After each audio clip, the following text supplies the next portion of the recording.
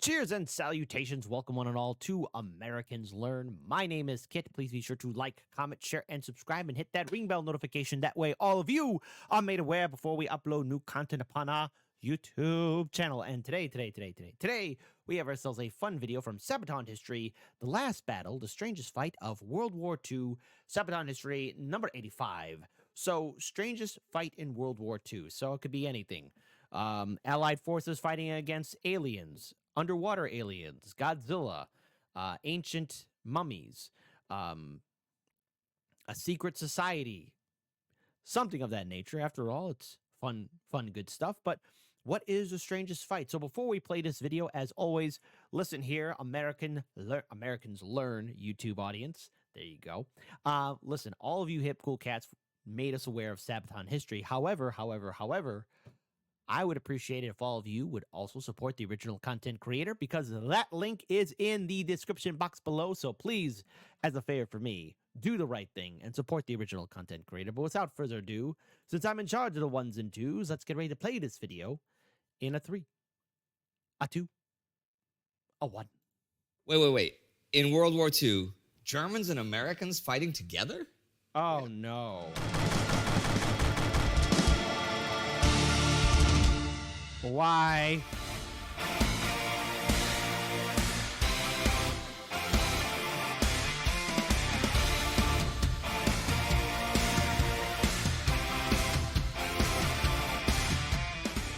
During the beginning of the end for the Third Reich in World War II, the Allies planned the invasion of the German homeland. Rumors had long circulated about an impregnable Alpine fortress stretching all over the northwestern part of Austria, into which Hitler and his loyal followers would retreat if the war ever came to the Reich itself. The Allies were concerned about deep underground bunkers blasted into the high mountains which could stockpile guns and supplies. Such a fortress could prolong the war for several months. Most of their fears were, of course, unfounded. But deep within northern Tyrol, there actually stood such an old fortress. Oh, no. Schloss Itter had been a medieval castle. Its foundations can be traced back to the 13th century. Over the centuries, the castle had fallen into ruin until it was rebuilt in the 19th century. In 1943, it had been seized by the SS and incorporated into the Dachau concentration camp system. The old fairy... Oh, great.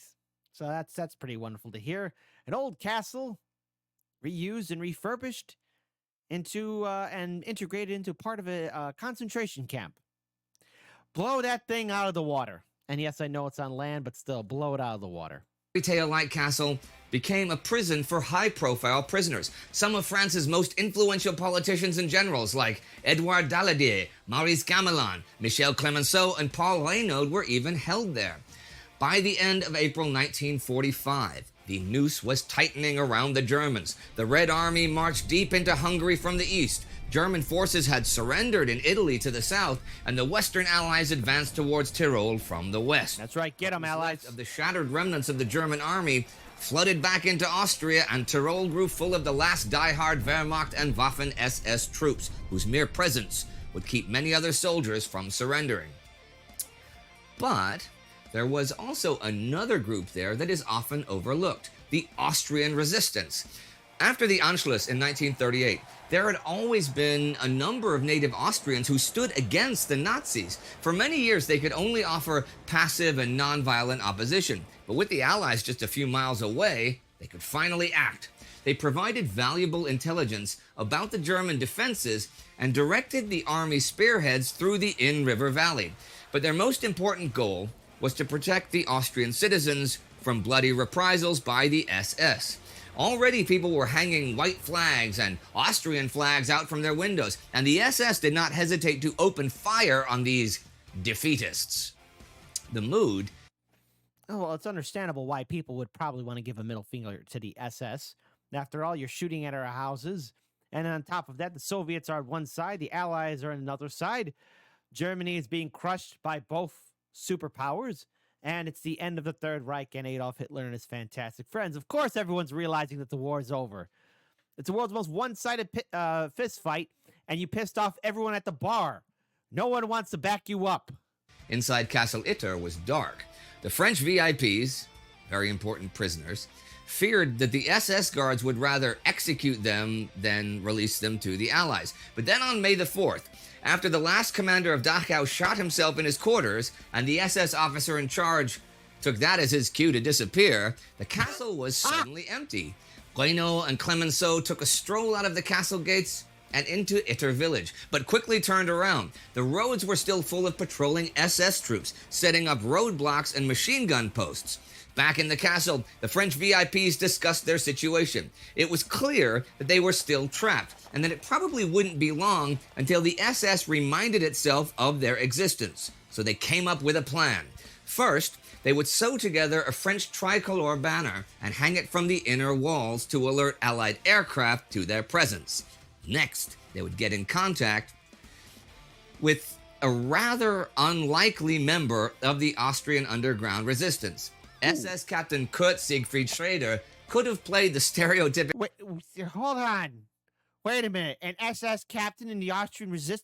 Okay, let's see where this goes. Nazi villain in a Tarantino movie. Highly decorated, he had served as a bodyguard in Hitler's headquarters.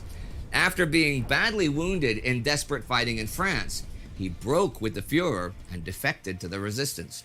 Schrader promised to help, but he knew that his authority could only buy them some time. If any higher-ups in the SS decided to storm the keep and kill everyone inside, his rank could not prevent it. It's like, hey guys, look, I know I got these shiny things on, but it only goes so far. So as somebody who is a little bit more shinier and more cat fancier than me, well then you are kaput. Pretty much it. So all right, great. All agreed that only the quick arrival of the U.S. Army would save their lives. He's just around the corner. 1945, the furious reigns at its end. Jenny at the gates, as the SS open fire. There's no time to waste, the final battle's begun. They sent out the Czech cook to establish contact, but halfway to the American lines, in the town of Vergel, he was nearly caught by a patrol, but being pulled into a nearby house saved his life. His savior was Major Joseph Gangl. Gangl was a career soldier in the Wehrmacht since 1935.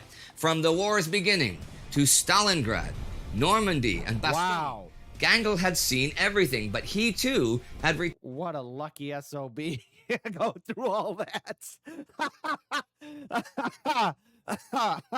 Holy cow, dude. Holy cow. You probably saw a lot of people die. turned a disillusioned man, and like Schrader, chose to betray his oath to the Nazis. Now, we don't quite know how such decorated soldiers gained the trust of the resistance, but at the moment, it mattered little. Gangl and the Czech cook set out to find the Americans. Driving just a few miles cross-country, they suddenly spotted several Sherman tanks in a small village. Slamming on the brakes, Gangl, still wearing his uniform, got out, hands in the air. He was led to the nearest U.S. officer, Captain John Carey Lee. After listening to their story, Lee radioed headquarters, and after a quick exchange, the 27-year-old former college football star from New York enthusiastically declared they were going on a rescue mission. Lee's unit was part of the 12th Armored Division, which now, after Hitler's death, was not quite as enthusiastic as their captain to risk their lives fighting die-hard Nazis in the final hours of the European War. Lee, however, was determined and set off with his ad hoc task force of 7 Shermans. His own tank, the Besotten Jenny, took the lead. At the next river, however, only 4 of his tanks were able to cross a wooden bridge before it gave way. His force reduced, the column rumbled on. Arriving in Vergel, they were warmly received by the Austrian resistance and joined by a group of German soldiers loyal to Gangl. Although the Waffen-SS had left Vergel, Lee left 2 of his tanks behind to support the resistance in case they came back. The 2 remaining Shermans, Besotten Jenny and Boschbuster, moved on with the Germans in tow. You got 7 tanks down to 2. What the hell? Close to Itter village, they had to cross another bridge, which had already been wired with explosives. Lee ordered Boschbuster to stay behind and guard their only route back. Without further incident, Besotten Jenny and around a dozen American and German soldiers arrived at the castle gates. While the men went inside, Lee ordered Besotten Jenny to turn around to block the entrance. In the castle, perhaps one of the most unlikely scenes of the war took place. An American Army captain, a Waffen-SS officer, and a German Army major made a plan to defend French hostages from loyal Nazis in a medieval Austrian castle. I know. That wasn't on my bingo card. Schrader reported seeing several Waffen-SS trucks moving around carrying anti-tank guns. Lee, knowing that American reinforcements were on their way, ordered the French prisoners to seek shelter in the keep while the soldiers took guard at the castle walls. They were only lightly armed with rifles and submachine guns, but the firepower of Bissot and Jenny would give them a chance. Lee went to bed, but it would be a short night. At 4 a.m., he awoke to the sound of gunfire. A German MG-42 was firing at the gatehouse, and Jenny's .50 caliber was answering. Tracer rounds were flying through the dark as the men on the western wall suddenly spotted SS men carrying grappling hooks. The SS was clearly looking for a way in, but the fire from the defenders had spoiled their plans so far. Great. Angle, Schrader, and their castle krauts kept them at bay, firing from the upper floors while the Americans defended the gatehouse. Trust between the Germans and Americans had been shaky at best, but now none of them would survive if the SS got in. After the downfall, the castle besieged, facing the Nazis awaiting relief. Daniel and Lee and their men set the prisoners free. Shortly after 8:30, So, tell us about your battle report. Well, we defended a castle with French political prisoners with remnants of the German Wehrmacht. I'm sorry, you're going to have to write more detail besides that, man. What the hell happened? things got real. They spotted a 20mm anti-aircraft cannon and an 88mm gun northwest of the castle, with truckloads of Waffen-SS soldiers arriving. The first 88 shells smashed into the castle, and the whole structure shook. Then a staccato of 20mm shells began blasting small gaps into the walls. Things went from bad to worse. Bissot and Jenny rocked violently backwards. Seeing fire spurting from the engine access grills, the crew jumped out of the burning Sherman tank just in time before a second anti-tank shell sealed its fate. With their chances of survival now seriously reduced, the French VIPs took up arms and joined the defenders at the gatehouse. The elderly Reynaud, France's prime minister early in the war, fired his MP-40 through the open window. He's like, I remember France. You remember 1940? Remember Paris? I do. And Gangle ran over to help, but he didn't get far. The man who had seen the European part of the war from the beginning to its final battle was killed by a sniper. With more 88mm rounds smashing into the castle walls, however, there was no time to mourn him. Waffen-SS soldiers were moving up the slopes, pressing home the attack. With the radio blown to pieces, Schrader directed Lee to the castle telephone. Reaching the resistance back in Vogel, Lee yelled into the telephone that they were in need of immediate assistance or they would soon be shelled to pieces. Then another round exploded against the castle, and the line went dead. Germans, Frenchmen, and Americans fought for their lives, but ammunition was running low. With Gangle dead and several Wehrmacht soldiers wounded, they were close to being overrun. Lee began pulling the defenders off the walls and deeper into the keep as he saw a squad of Waffen-SS close to the gatehouse. Just as they brought a Panzerfaust into position, a sudden rattle of heavy machine guns tore into them.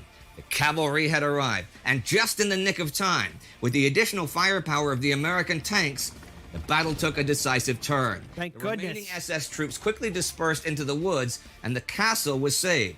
All the French VIPs had survived, thanks to one of the least likely alliances of this or any other war. Marcus Linke, who does a lot of the research for these episodes, and I cannot understand why there is not a major movie about this story. Yeah, there has to be a movie. Come on, or a Netflix series. Unlikely allies defend the castle against the most vile army in the world, and one portion of those allies were once part of that vile army. This is the story of the strangest fight in the Second World War. I don't know. Sounds like a good trailer. Maybe be on Netflix or HBO. One of those. Or Hulu. FX. Whatever streaming service. Not on Disney Plus, though. Disney will ruin it.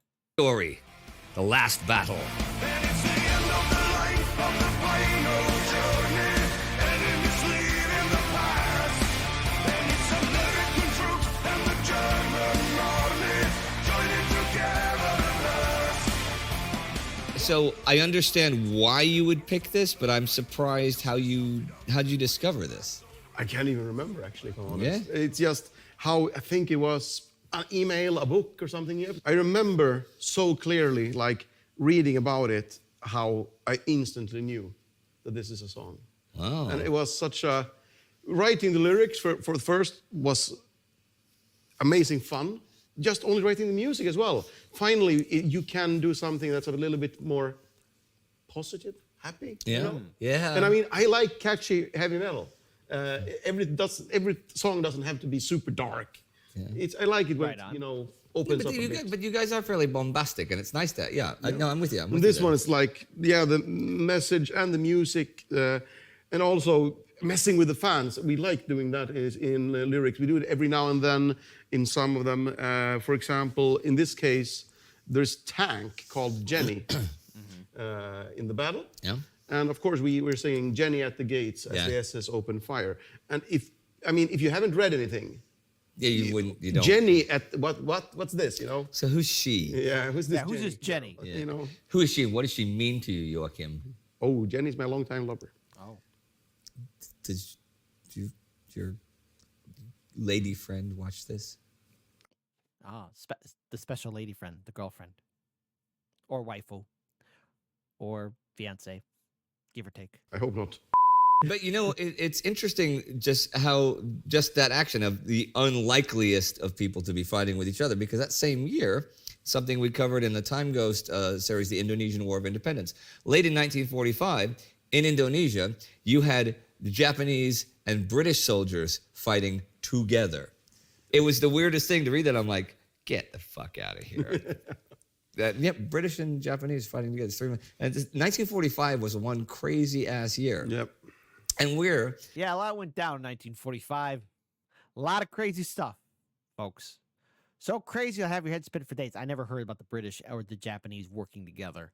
talking about it from 75 years later in another crazy ass year. Yep. Yeah. I mean, this year's not done. We still have an asteroid heading to destroy Earth. We have the wildfires. You're releasing your first solo album on October 16th. If I'm Hold on. When did this video come out? Hold on. When did this video come out?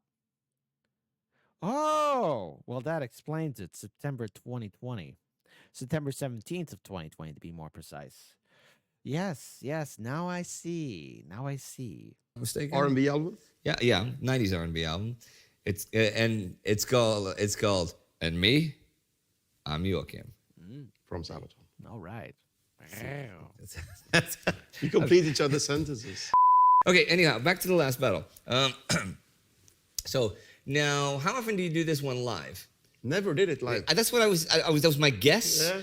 But it's funny because we've just been talking about the positivity of in terms of musicality and stuff. Yeah. Why have you never done it live? It never became that popular, actually. Yeah. It's the same. It's so weird because you can always guess when you're making an album, is this going to be a popular song or not? This one I thought would. All right, So I mean, on every album, I predict like 2 or 3. That's going to be great, Yeah. and I usually have one wrong. Yeah. Okay. And the other way around. These 2 or 3, even though they're good songs, I don't think the audience or concert-going fans. You don't think it would be? would But you work never live. tested it out. No, but we also have statistics on how many, yeah. how much it's played on radio, on streamed, and Well, stuff. who was it? The And we actually speak to our fans, so we know. Oh yeah, that's true. Actually, they do, and they have this channel so the fans can speak to them as well. Yep. Very And true that indeed. reminds me, Okay. bringing things around further. You guys were in the middle of touring Russia when Corona hit and you had to leave the tour. Yes. Oh, Corona. You know, Corona, we got everything wrong. And for that, can you ever accept our apology? You're such a tasty beer and beverage that we let you down. Society vilified you. And I hope someday, Corona, you can forgive us. What the other thing about Corona? What's that about the other thing about Corona? Oh yeah, that's that thing. I don't know what happened to it. What? Now, as of today, what is the status on any of your touring or shows for the rest of the year or the beginning of next year? We are on go until proven wrong, if you know what I mean. Okay. We are, which I really like. Our earliest plans is to go back to Russia and finish what we started in November. Okay. And that's something. It's a good thing that everything's all hunky dory. Oh. Well, maybe someday we can return with Russia with love. I'm really happy about. And as it looks now, it should be doable. I mean, obviously we're going to follow local laws and regulations. You know, if we won't be allowed to do the tour, we're not going to be dicks and try and force, you know, heavy metal down people's throats. What about Sabaton? That's what heavy metal's all about. You gotta bring the rock and the roll and the heaviness. Cruise. Sabaton Cruise, so far so good. We are going to leave a notification on the 19th of October, I think. Okay. We'll have the final meeting with Celia, and then we'll see. Because the thing is here, the only thing we can do is prepare to make everything ready so we can do shows. Yeah. But as you all realize here, local laws and regulations change on a daily basis. Yeah, sure. But the thing is, I don't see it as a big problem. It is a shame if we have to cancel concerts. Yeah. But we are gonna make sure everybody gets a refund, or we're gonna reschedule the concerts. And you know, because we've mentioned it before, and I'll say it again, that on the Sabaton Cruise, if it gets to go this year, that I will do bar piano. I will sit there and sing and play a bunch of Sabaton songs on lounge piano. I'm looking forward to that. I know it's going to be really I have to fun. see I that. think it's going to be great. That's yeah. We should film that actually. I don't see how we're going to avoid filming it because everybody's going to be standing there with their cameras. So- I mean properly with the. You hear that, Ricard? You know, sometimes with us touring so much. Yeah. Not at the moment though, but it's easy to get sort of a little bit tired of it. I mean, it's not like in the middle of a tour, I want to go and karaoke sing a Sabaton song. That's Right, yeah, sure. Obviously. That'd be weird. weird. Yes. Yes. Especially in between, I like to do and see different things. And I mean, you playing Sabaton songs on a piano in a very different take. Yeah. That is something I would really love to see. And I've also, I mean, a lot of artists doing covers of us online. I really enjoy watching it. And I mean, I think it's the ultimate.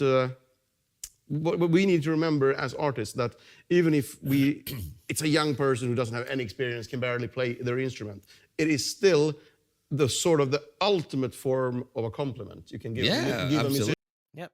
Flattery is the highest. What you're doing is by giving respect. It's a form of flattery. It's a form of honor. It's a form of respecting the creator. And I think with people who play Sabaton, because I've watched a few YouTube videos of many people playing Sabaton history, or not Sabaton history, but Sabaton songs using different instruments or different interpretations is a way to respect and give tribute, which is something that we need to see more of, more creativity and more different ways of interpreting art. So that's something nice. Musician. I like your music so much. So I'm not going to write my own. I'm going to perform yours. And I'm instead. going to perform it in front of other people so I can go, yeah? Yeah. Yeah? So I love it, actually. But I will say this. Hopefully the Sabaton Cruise will go ahead, and then I will do the piano show, and you will get to see it right here on Sabaton History. As we should. Thank you very much, guys.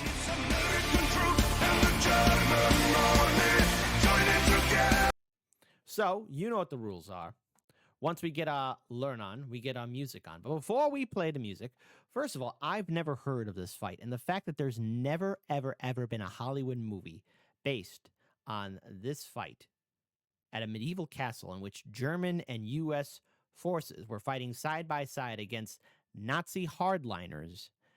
It is, I mean, it writes itself. It's a Netflix series, like a limited Netflix series. Like, tune in for this special 6-part Netflix series, Or you can make it into a movie, something of that nature. You know what? Time to dust out the old keyboard. yeah. Time to tell a story about how the German Wehrmacht and the U.S. Army became tag team champions against the Third Reich. And with special guests, the French resistance and French political prisoners. And featuring Austrian resistance fighters, too. And a girl named Jenny, who's not really a girl, but a tank. A badass tank that's a girl boss tank. To be inclusive. To be inclusive. To be inclusive. All right, enough messing around here. Let's listen to the music. The last battle. Let's play this in 3, 2, 1. Hit it, Johnny.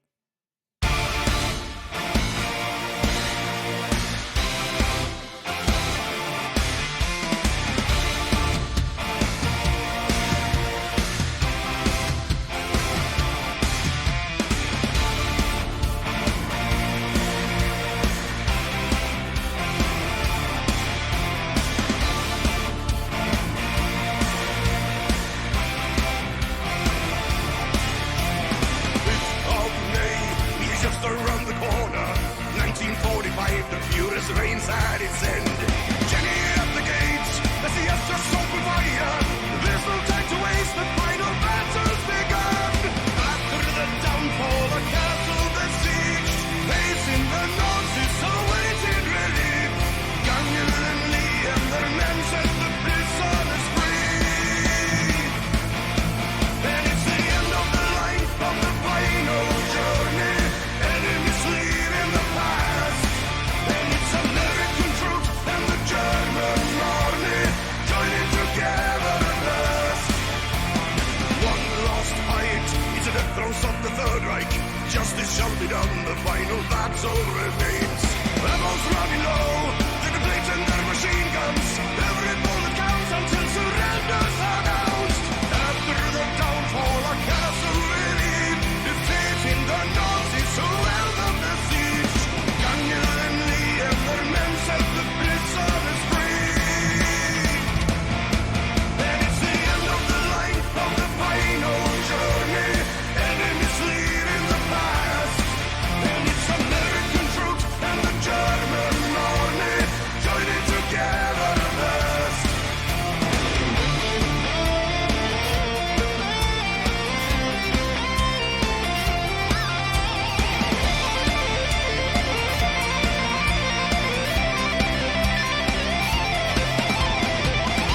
From the foot of the Alps to the shores of the sea. From the foot of the Alps to the shores of the sea. From the home of the brave, from the land of the free. From the foot of the Alps to the shores of the sea. And it's the end of the line of the final journey. Enemies leaving the past, and it's American troops and the German army joining together at last. And it's the end of the line of the final journey. Enemies leaving the past, and it's American troops and the German army joining together at last. All right, absolutely glorious. First of all, the last battle, great song from Sabaton history. Hope all of you enjoyed the music because, after all, when you get our Learn On, you're rewarded with a special treat of some music because that's what some of y'all requested. And you know what? It's a great request and it's an honorable request. And hey, folks, point is, while this video did come out in 2020, it's important to know that it's 2024 and much has changed as it does. The world always keeps on moving. The world keeps on turning, and that's just how it's been since long before yours truly or all of you have been born. But the point is, eventually, all conflicts do end. People must move on and rebuild their lives. But talk about a historic fight and something that I've never heard of. And I'm very curious to learn more about it. So if there's any reading material or documentary series that goes into more detail about this last great battle in which U.S. forces, the German Wehrmacht, French political prisoners, the Austrian resistance, all worked together against the German Third Reich, the die-hard Nazi supporters, in a castle no less. Talk about one hell of a final battle. One for the books. Not on your bingo card and not on my bingo card, but you know what? It's time for me to dust off the keyboard and typewriter and maybe make a movie for Netflix. Maybe. Kit Cabello, director. Why not?